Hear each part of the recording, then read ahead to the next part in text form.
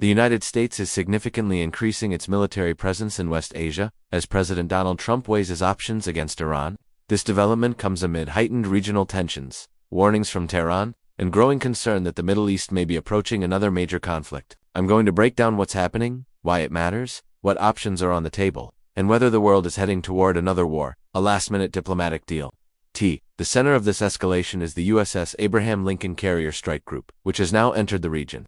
According to the U.S. Navy, the deployment includes an aircraft carrier guided missile cruisers, multiple destroyers, advanced fighter jets, missile defense systems. This dramatically boosts American firepower in West Asia and signals readiness for high-intensity military operations. President Trump himself confirmed the deployment in an interview with Axios, stating that the U.S. now has a larger military presence near Iran than it had near Venezuela prior to operations targeting President Nicolas Maduro. President Trump has adopted a dual-track message. On one hand, he openly acknowledges sending what he called a big armada near Iran. On the other hand, he insists that diplomacy remains an option.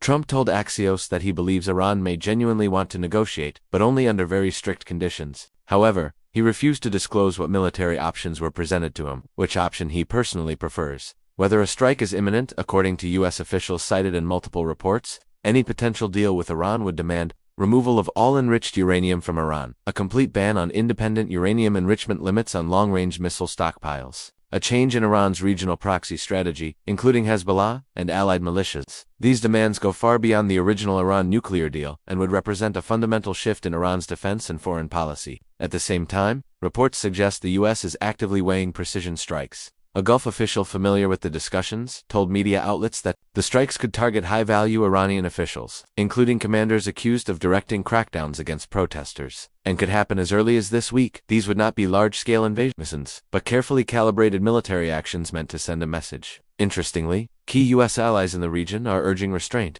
According to reports, Saudi Arabia, Qatar, Oman have all lobbied Washington against launching strikes on Iran. These countries fear that even limited attacks could ignite a regional war, disrupt oil markets, trigger retaliation across the Gulf as a result. President Trump reportedly chose to de-escalate temporarily, even as military buildup continued. Former U.S. officials say the current U.S. military posture is stronger than at any point earlier this year. Key developments include replenishment of missile interceptors, deployment of additional warplanes, expanded air defense systems, increased naval presence. This comes after U.S. stockpiles were depleted during a 12-day confrontation with Iran in June, according to defense sources. The arrival of the USS Abraham Lincoln appears to mark the peak of this buildup. Iran has responded with sharp warnings.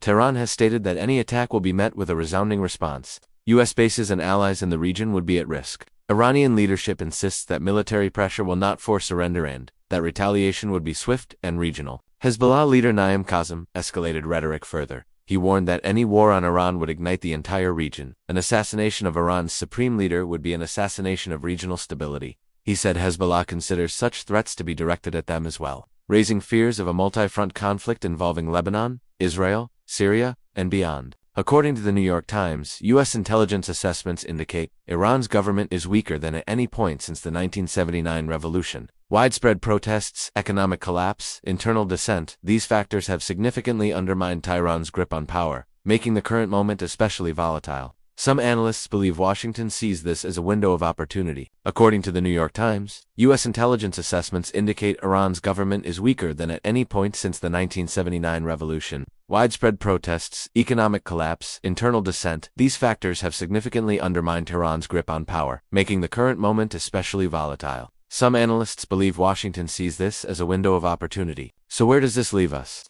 On one side, massive U.S. military power, precision strike planning pressure from allies and intelligence agencies. On the other, diplomatic channels still open, regional states urging restraint, fear of uncontrollable escalation. President Trump has warned Iran that military action is possible, but has stopped short of pulling the trigger. The situation remains tense, fluid, and unpredictable. The U.S. military buildup sends a clear signal of readiness, but diplomacy has not been abandoned. Whether this ends in a historic deal, limited military strikes, or a wider regional conflict will depend on decisions made in the coming days. One thing is certain, West Asia is once again at the center of global attention and the stakes could not be higher.